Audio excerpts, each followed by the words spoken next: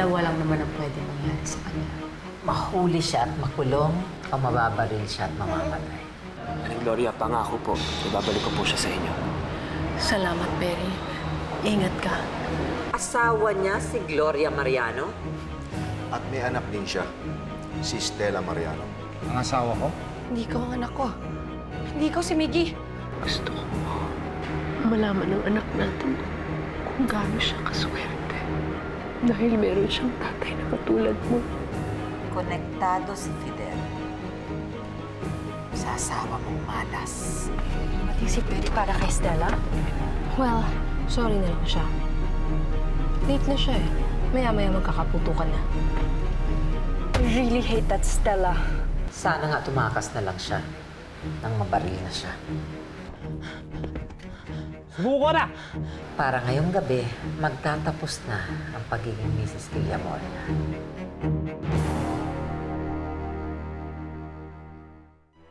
Andito na siya! Nahuli ko na!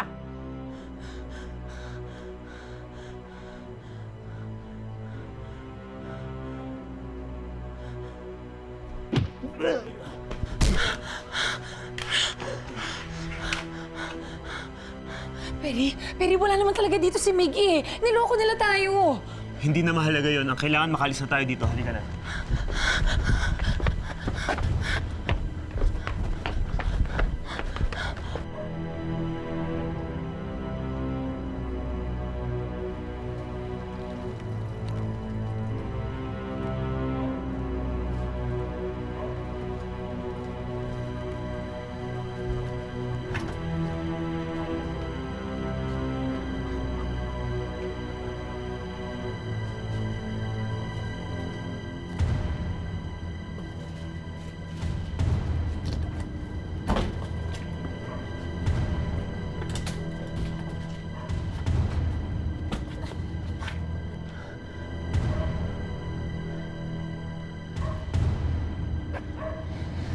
Perry,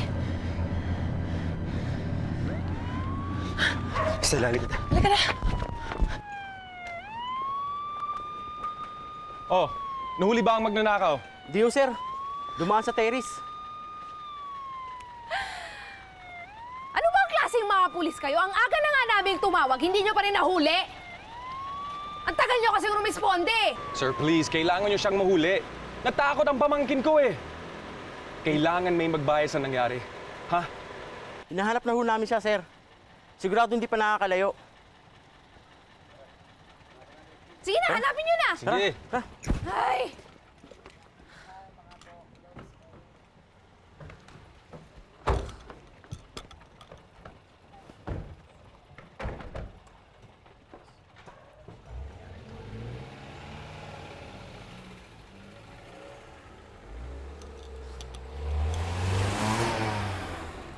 I have to go. Baka makita pa tayo ni Stella dito. Nasaan na si Misha? Hindi ko alam. Maybe she went home? O baka naman nagutom? Baka hinahanap si Perry. Hindi ko alam. Panghamak talaga yung Stellang yan eh. Ang kulit! Sabing wag mo na ngayon dahil may sakit pa si Ninong Fidel. Hindi mo siya masasisi, Megan. Anak niya ang kailangan niyang iligtas. Eh, pero dahil sa kanya, baka mapahamak si Perry. Eh, paano kung malaki ang ginawa niyang problema, ha? Masasaktan si Perry! Alam mo, lagot talaga sa akin yung Stellang yun kapag may nangyaring masama kay Perry eh. At wala akong pakialam, kahit anak pa siya ni Ninong Fidel, hindi ko siya sasantuhin. Mukhang hindi ka na mabait kay Stella, no? Nagpapakabait lang ako dahil kay Perry. Noon pa man, ayoko talaga dyan kay Stella eh.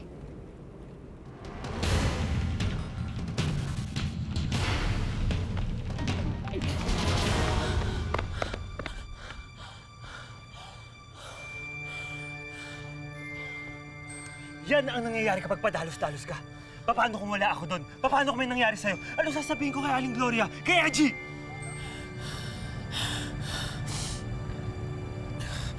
Alam ko hindi ko dapat ginawa. Pero hindi ko na mapigilan yung sarili ko eh. Gusto ko na kasing makuha yung anak ko.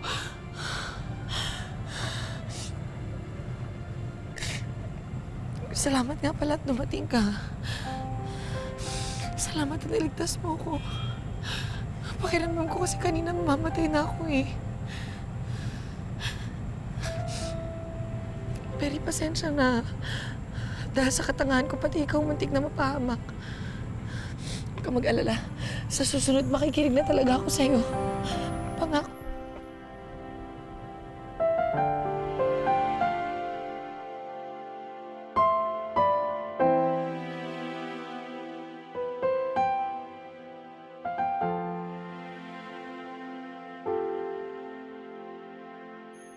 Iggy? Oh, inumin mo na tong gatas mo. Dati, si Mami nagdadala ng milk ko. Alam mo, Yaya, miss ko na si Mami. Dati nung birthday ko, ang rami kong cakes at pagkain. Gawa niya lahat yun. Tinutulungan niya pa ako magbukas ng gift. I feel bad nga eh. Kasi dati, ang bad ko kay Mami. Nung nawala siya, hindi ko siya miss. Alam mo, Miggy, meron ako nakitang regalo sa labas ng gate. Para sa'yo. Iniwan lang doon pero feeling ko galing sa mami mo yon. Talaga, Yaya? Siguro nga galing yun kay Mami. Kahit hindi pala kami magkasama, naalala niya pa rin ako. Alam mo, miss na miss ko na si Mami. Lalo na kapag sinisigawan ako ni Tita Lucy. Kasi si Mami, hindi ako sinisigawan. Eh si Tita Lucy, alam ko namang hindi ko siya Mami. Sana bumalik na si Mami. Ayoko na dito. Si Mamo lang naman ang mabait sa akin eh. Lahat sila, naka-Chelsea ang atensyon. Huwag ka mag-alala, Miggy. Sigurado ako, babalik ang mami mo para sa'yo. Oo nga. And I have to be strong. Kapag balik niya, I can't wait to see her. Kaya nga, dapat inumin mo na tong gatas mo para maging strong ka na, di ba?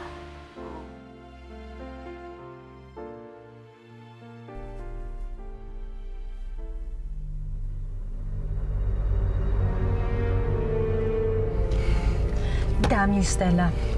Ikaw ang dahilan kung ba't umayaw sa akin si Perry. Huwag mo nang isipin yun. Ang mahalaga wala nangyari sa'yo. Ligtas ka.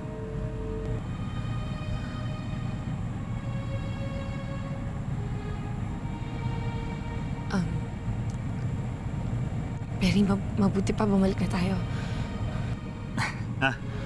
Oo nga. May naghihintay sa atin. Sige na.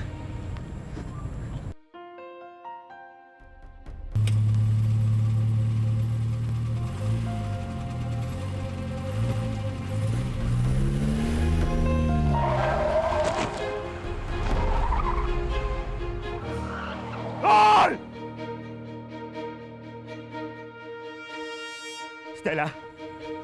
Stella! Stella! Stella! Stella! Stella! Stella! Stella!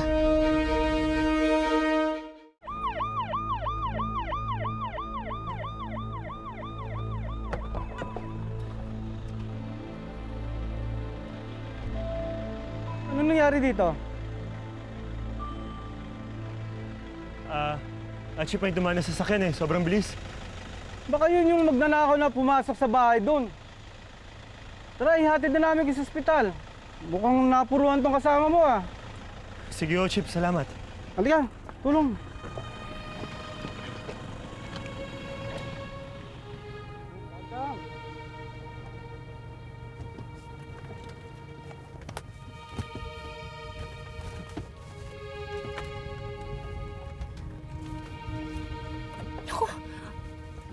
Pahamak talaga yung Stella niyan. Sabi ko sa'yo eh. Paano Stella, si Perry! Sundan muna natin. Pag may chance, iligtas natin sila.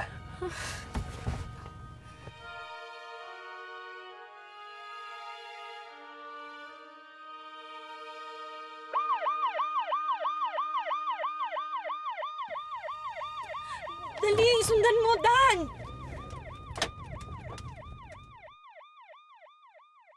Hey, don't worry, okay?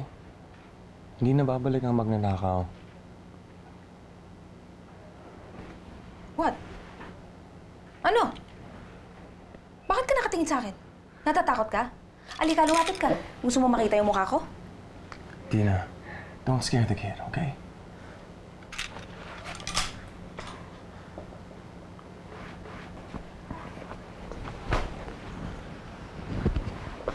Ano, wala ka bang plano ipaayos ang mukha mo? Nakaschedule na ako for surgery.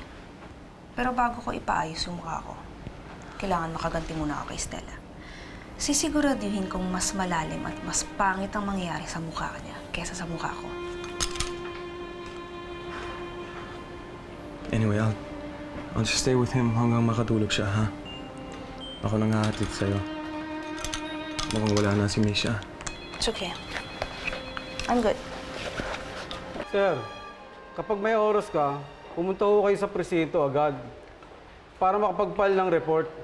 Baka matrace natin kung sinong gumawa nito sa inyo. Sige ho, Chip. Maraming salamat ho sa inyo. Kapag nagising ho si Stella, pupunta ho kami kaagad. Salamat ho sa tulong Sige niyo. po, alis na po kami. Sige ho.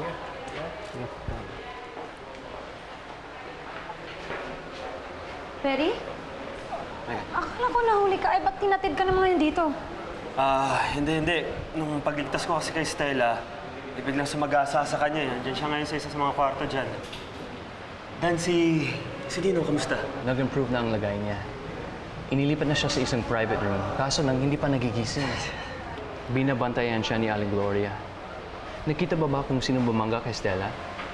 Hindi, masyadong maliwanag yung ilaw ng sasakyan niya eh. Hit and run yung nangyari.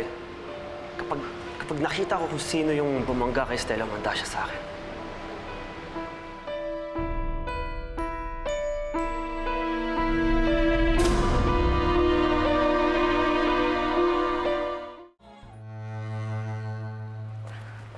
What have I done? Oh my God. Oh my God.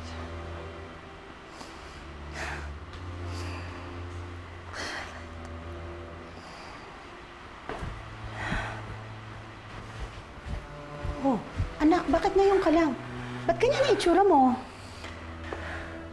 Yaya, may ginawa akong masama. Hindi ko makapaniwala na ginawa ko to, pero I'm just so pissed nung nakita ko silang together. Alam ko kasalanan nila, pero nagigilty lang ako eh.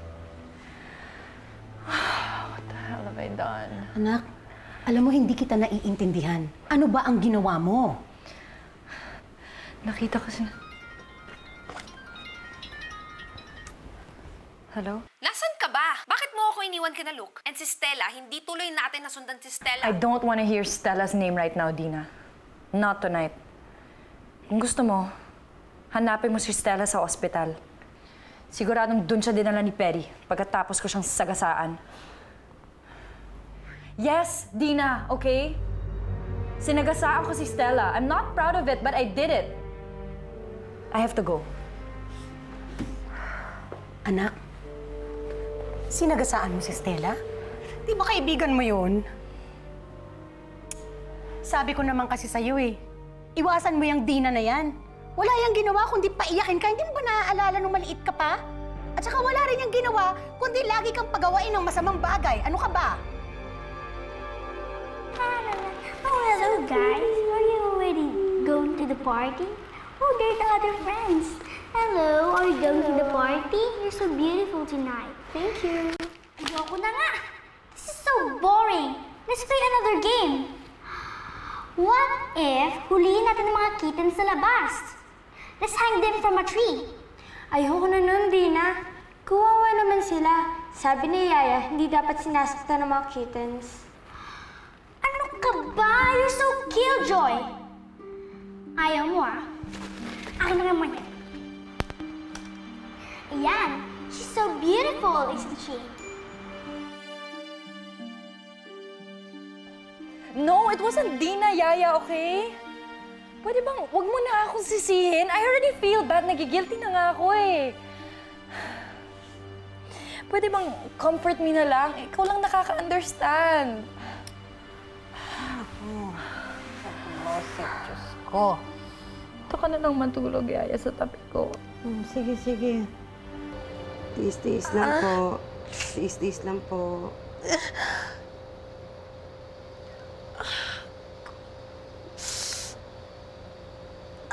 Tiis-tiis lang po, ma'am.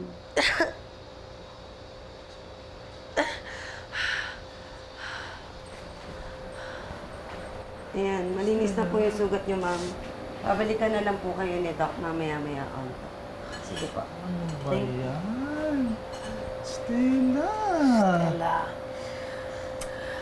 Anak, kinausap ko ng doktor. Nakiusap ako kung pwede kang maging inpatient. Hindi. Si Miggy, nandun lang siya sa mansyon. Kailangan ko siya. Stella. Kailangan ko punta ng anak ko. Higa na dyan, higa na, pahinga na. Hindi ka pwedeng pumunta sa mansion ngayon, anak. Tingnan mo, tsura mo. Puro kagalos. Sugat-sugat. Munti ka pang makulong. Alam kong gusto mong kunin ang apo ko. Pero ayokong mapahamak ka. Mukha naman kasi, Stella. Ba't pa kasi ang tigas ng ulo mo? Buti na lang nasundan ka ni Perry. Ano ba ito? Nay, kailangan ko makita anak ko. Kailangan ko puntahan si Miggy, Nay. Stella, alam ko, ina ka. Ina rin ako. Ina mo ko. Anak kita. Pag nakikita kitang ganito, nasasaktan ako, anak. Gusto ko ako na lang ang masaktan. Gusto ko ako na lang ang humarap sa kanila para lumaban. Lahat gagawin ko, maprotektahan lang kita. Kaya, please lang, anak. Ngayong gabi lang, makinig ka naman sa akin. Pakinggan mo. Nay, alam kong nahihirapan ka. Pasensya na, pero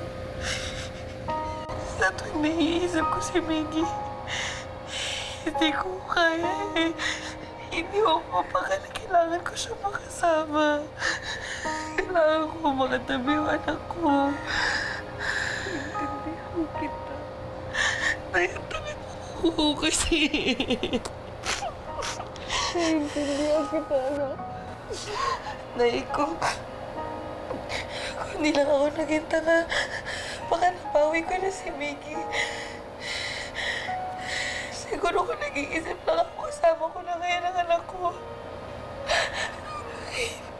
Ngayon niloko na naman nila ako. Pinalabas nila sa akin na nandun si Miggy sa bahay ni Luke, pero wala pa na talaga siya dun.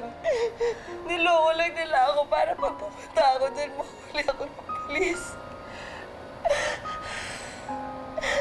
Ngayon nawawalan na ako ng pag-asa. Hindi ko na yata talaga makakasama ang anak ko. Huwag, anak. May pag-asa pa. Nina. May pag-asa pa. May pag-asa pa, anak.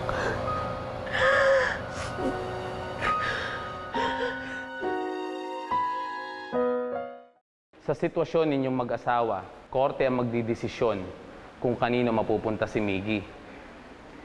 Dahil more than 7 years old na ang bata, may option siya kung kanino sasama. So, attorney, kapag sumama si Miggy kay Stella, wala na kaming habol sa bata? Well, kung sa nanay sumama ang bata, pwede kang maghabol ng visiting rights. Korte ang magdidesisyon nito. Pero baka hindi ka paboran ng korte. Masisilip ng korte na mayroon kang ibang asawa, Kevin. Pero pwede nating subukan. No. Ayokong humarap sa korte yung anak ko. I won't risk it. I want sole custody of Miggy. Ayoko siyang mabibisita ni Stella. Ayokong makikialam siya sa pagpapalaki ko sa anak ko. Then we have to try an out-of-court settlement. Ang natitira na lang option ay kumuha ka ng written permit galing kay Stella. Dapat nasa permit na ito na pumapayag siyang nasa iyo si Miggy. Tinatanggap ito sa barangay, pero hindi sa korte. Pero let's not be pessimistic. May mga rare instances na isa ito sa mga nagiging grounds for sole custody. Hindi papayag si Stella na mapasakin si Miggy at imposibleng mapapirma ko siya ng settlement. Han, bakit kaya hindi mo subukan? Alam mo, makinig siya sa'yo. After na nangyari kagabi, baka pumayag siya. Anak, sabi ng doktor, kailangan magpaka-x-ray ka daw. Baka na-damage yung buto mo dahil sa nangyari. Mother, pasitis ka na rin kaya natin yung brain ng anak mo. Di ka pinapakinggan? Wakir!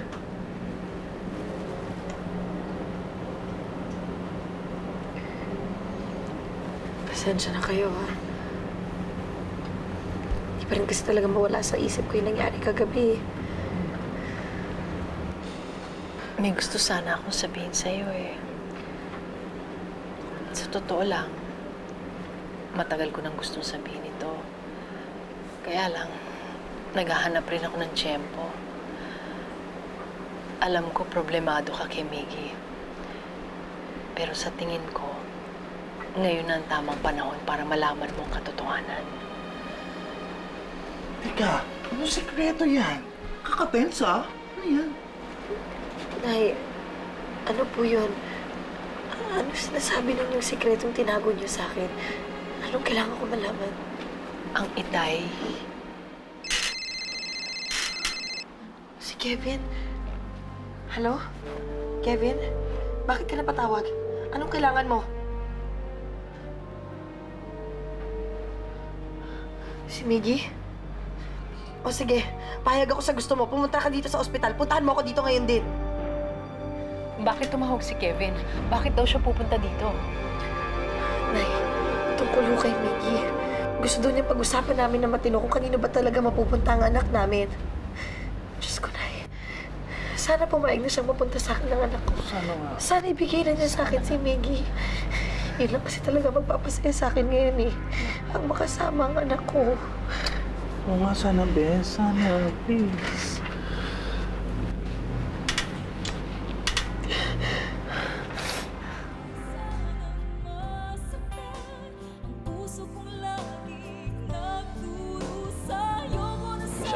Para yan sa hindi pagsipot mo sa wedding natin, Boy. Para naman yan sa pagkampi mo kay Stella. Hindi kita mahal. Si Stella ang mahal ko. I hate you, Perry! Sana kayong dalawa na lang sinagasaan ko. Ikaw ang sumagasa kay Stella. Bakit hindi mo bang ibigay si Miggy kay Stella? Dahil magiging masaya si Stella kung makuha niya si Miggy. Gusto ko siyang mahirapan, gusto ko siyang masaktan, gusto ko siyang mamatay siya sa kaiyak dahil hindi niya makukuha yung anak niya. Anong kailangan natin pag-usapan tungkol kay Miggy? Ito papeles, giving me sole custody of Miggy. Anong kala mo papayag ako ibigay sa'yo si Miggy? Para palakihin mo siya kasama ang kabit mo? I was saving this for a celebration, pero mukhang hindi na siya matutuloy. Oh my God! Are you crazy? Ano? Kainay nga to. Nasa amin yung nanay mo. Kung gusto mo siyang makitang buhay, ibigay mo sa amin yung gusto namin. Papatayin namin siya kung hindi mo kami binigyan ng 30 million pesos. Anong ginawa niyo sa kanya? Ibalik niyo siya sa akin!